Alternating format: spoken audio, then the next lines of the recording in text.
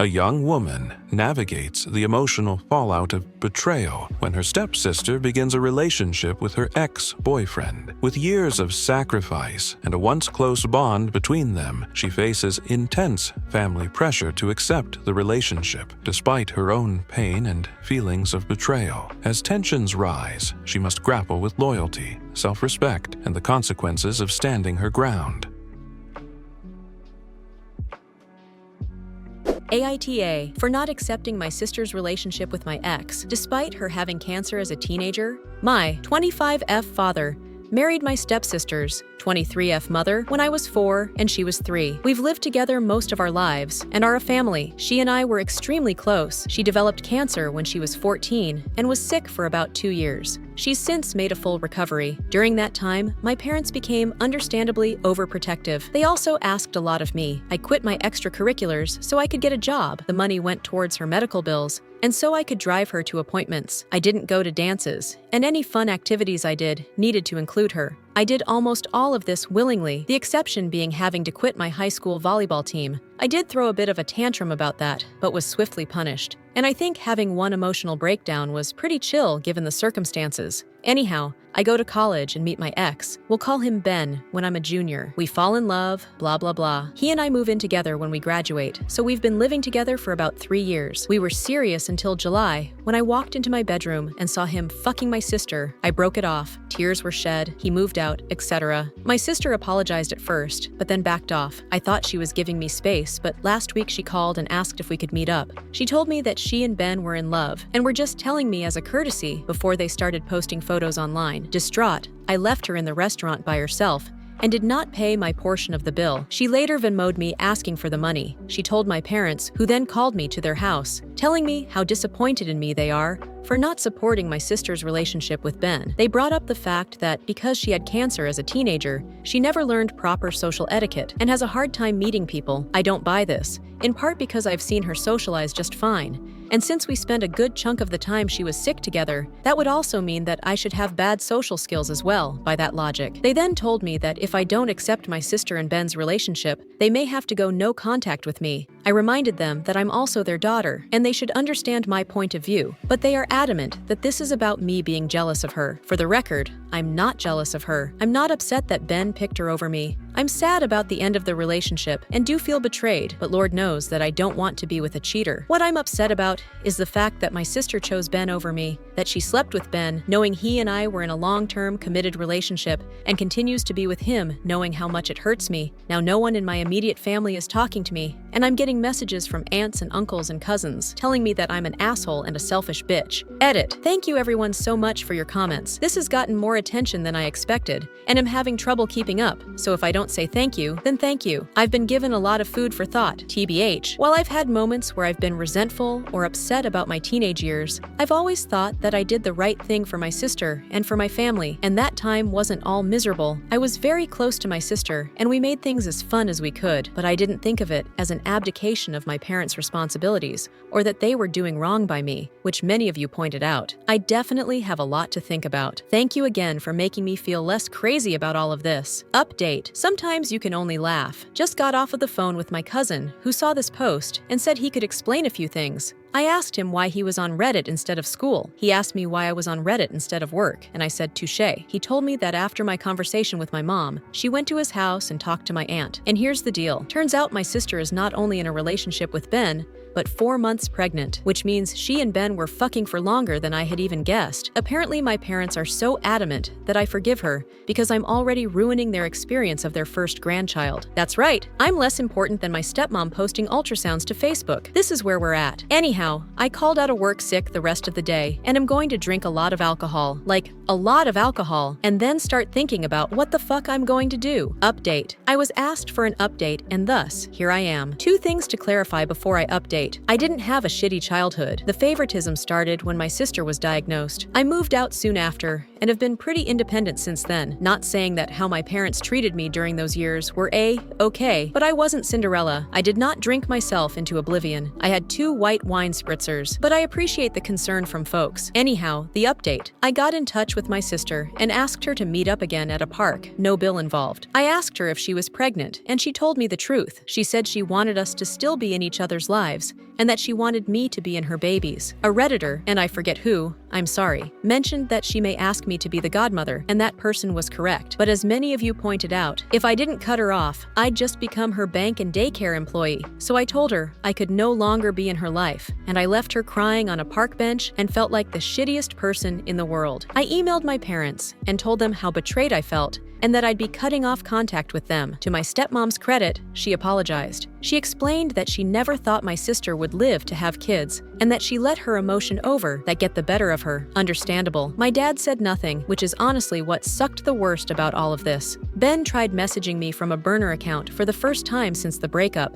but I blocked him without reading it. I didn't go nuclear and post the story to Facebook, as some suggested, but I sent an email to the extended family members who I care about. I explained the situation and how I'd be distancing myself from my family. Some have made it an us versus them situation, and as much as I appreciate the support, feeling like I'm in some valiant battle just makes me more tired, so I haven't been talking to much of anyone in my family. I feel lonely and crappy, but I think I made the right decision. Anyhow, not the most exciting update in the world, but hopefully everyone knows that I'm not dead. I do really appreciate the support I've gotten. It made me smile during a really shitty time. And hey, if anyone in the greater Boston area wants an extra guest at Thanksgiving, let me know. People wanted an update. Hi! Some people were interested in an update, so I am spending Thanksgiving with a friend and her family, so I won't be alone. Thanks to everyone who offered to host me. It was so sweet. I'm still not in touch with my family, but I know that Ben and my sister are having problems. I know this because he showed up at my place and cried for 3 hours. I'm going to go to New Mexico in April. Planning is underway. Happy Thanksgiving to those who celebrate. Update 2. To make a long story short, my 26F breakup last summer with EX1 26M was volcanic. He's now expecting a baby with my stepsister within the next 6 weeks or so. Since I found out about the pregnancy, he's tried to get in touch with me 6 times through email, text, burner accounts, has tried to get mutual friends to talk to me for him, and showed up to my place once. The latter was the only time I humored him. He told me he was sorry. He loves me. He doesn't want to be with my stepsister and wants to get back together with me. I told him tough titties. He made his bed, and now he's got to lay in it with her. I haven't dated much since July because of my life's implosion, but in November, a friend from college messaged me out of the blue. We hadn't talked in a long time. He, 27 million, referred to as EX2 for the rest of the post, and EX1 were good friends, but had a falling out over something fantasy football related the year after we graduated, and I stopped talking to him out of solidarity or whatever. Anyhow, we go on a date. We click. We go on a few more dates. We become exclusive in early December. I was feeling really hopeful about this until this morning. I was supposed to meet EX2 at a New Year's party last night. He got there before I left the house and texted me saying that EX1 was at the party and asked whether I still wanted to come. I declined and went to another friend's house and have a pretty good time. I tried calling EX2 at midnight, but he didn't pick up. I didn't think much about it. Anyhow, I go to bed late, and when I wake up this morning, I have a message from EX2 saying we're done. I couldn't even respond because he'd blocked me everywhere. I talked to a friend who was at the party the exes were at last night, and he said the two of them had spent a good chunk of time chatting with each other, but he didn't know what they were talking about. I'm not close with anyone else who was at the party, so I don't really have anyone else to ask. Like, okay, it was a 2-month-old relationship. I'm sad, but I'm not bereft. But the paranoid part of my mind is really concerned that EX1 said something that resulted in EX2 becoming EX2. EX2 has made it abundantly apparent that he doesn't want to talk to me again, and I don't want to push that boundary, but I'm so confused. I could contact EX1, but I get the feeling that will open a floodgate of drama. I could also try talking to other mutual friends to see if they've heard anything, but I also don't really want to spread this as a rumor if it wasn't true. I don't know. I'm at a loss. Any advice here? I'm spiraling, thinking that my ex is going to try to ruin every relationship I have for the rest of my life. Update 3. My last 2 partners have cheated on me. The first was a very serious relationship. We lived together. We talked about marriage and buying a house. He even took 2 pictures of us as kids and photoshopped them together to show what our kids might look like one day. The result was terrifying but hilarious, and I had it as the background of my phone for a month. I walked in on him sleeping with my stepsister. Now she's pregnant, due in the near future, and he's with her. I know he's not happy. I know he regrets what he did. I know that he loved me, and none of that stopped him from fucking my stepsister in our bed. I've spent so long now being upset at her and writing him off as just a bad decision that I wasted time on. But now I find myself mourning what we had. My stepsister and I grew up together. and have loved each other most of our lives, so it felt like that was the betrayal, but he and I chose each other. Out of all the people on the earth, we looked each other in the eyes, committed to each other, and made the promise to stay faithful. And he lied, and he lied, and he lied, and he lied, and he let me go on loving him while he lied. And then a few months ago, another guy comes into my life, and for the first time in ages, I felt hopeful. I thought to myself that maybe I could actually move on and live my life. I wasn't in love with him, but he was the kind of man I thought I could fall in love with. We were exclusive for about a month. Before we made the decision to be exclusive, I told him everything that had happened with my first ex and told him that I could never be with another cheater. I wake up on New Year's Day to a text saying we're done. When I tried getting in touch, I found out he'd blocked me everywhere. Turns out, he met someone at a New Year's party and hooked up with her. Instead of telling me, he just blocked me everywhere and sent a lackey to message me a few weeks later with the real story and a half-assed apology. I want to be angry, and maybe a part of me is, but as I'm sitting here, I'm just thinking, what if it's me? What if I'm just not lovable? What if it's never going to happen for me? The thing is, I've been a pretty confident person. I went through bullshit as a kid, but I got through it and grew stronger. I'm pretty good looking, though I've admittedly put on a little weight in the past couple weeks. I've been told that I'm fun, I hold down a good job, and make decent money. I also live my life according to my values. I've always put my family and partner first,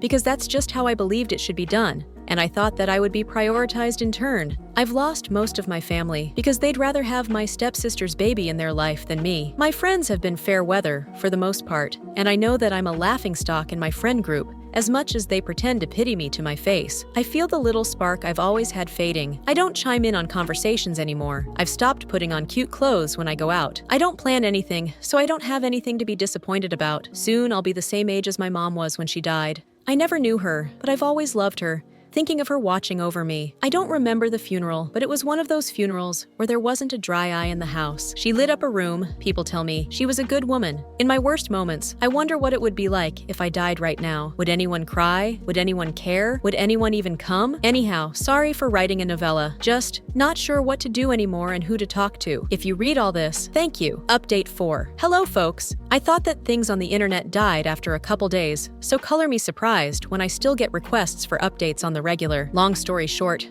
I don't have much to update. I didn't end up going to New Mexico because I, conveniently, got COVID the week before I was supposed to go. The baby was had, but I have had no contact with the baby or their parents. I've done a pretty good job of insulating myself from news about them, the rest of my family. My life is pretty much the same as it was. So, sorry to the folks who are hoping I have some kind of happy ending to slap onto all of this. Things are improving just because time barrels on, and you can grow numb to most anything given enough time and distance. But I have had no grand revelations, have not met the love of my life, nor had elaborate revenge on those who have wronged me. I am going to Europe for the first time in October, though, so that's exciting. I will say this. While I appreciate the solidarity and sometimes colorful language used to describe my sister and Ben in my DMs, I wholeheartedly ask everyone reading this not to waste their energy on hating them. They're now parents to a newborn, and regardless of the things they've done in the past, I hope that they can come together as a happy family and raise their child in a loving, healthy home. Hating them doesn't do anything for anyone, including ourselves, in the long run. Anyhow, that's the non-update update. I promise that if I meet the love of my life at the top of the Eiffel Tower, or more likely, stuffing my face with waffles in Bruges,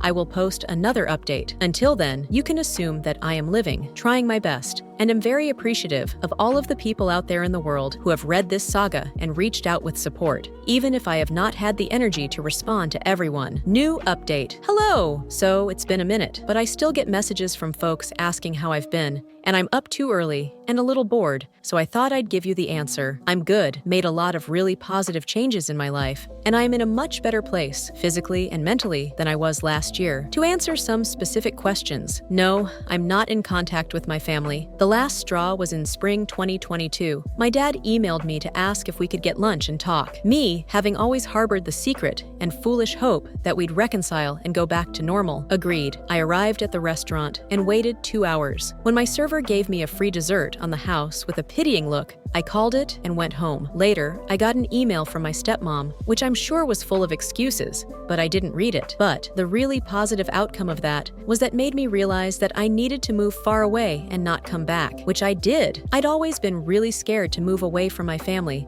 but since I don't have one anymore, I ended up somewhat spontaneously moving halfway across the country. The spontaneous move was stressful and expensive, but I can now say that moving was one of the best decisions of my life. I ended up reconnecting with an old friend and falling in with her friend group, who are the loveliest people. I've never felt safer or more supported, and I feel so lucky to have them in my life. And it's less humid here. That's a big win. One of our friends is a counselor who helped me find a therapist that I really click with. And it took a few tries and a therapist who didn't immediately want to do CBT with me, which just isn't my thing. But I found someone I really connect with. I'm now doing IFS therapy, and it has really changed my relationship with myself and helped me realize all of the hurt and pain I've been holding on to and start to heal. So, y'all were right. And I needed to go to therapy. Give yourselves a pat on the back for that one. I also got diagnosed with depression and am taking medicine for that. It was a bit hard to stomach, as someone who always saw her value as being the happy person who takes care of everyone all the time.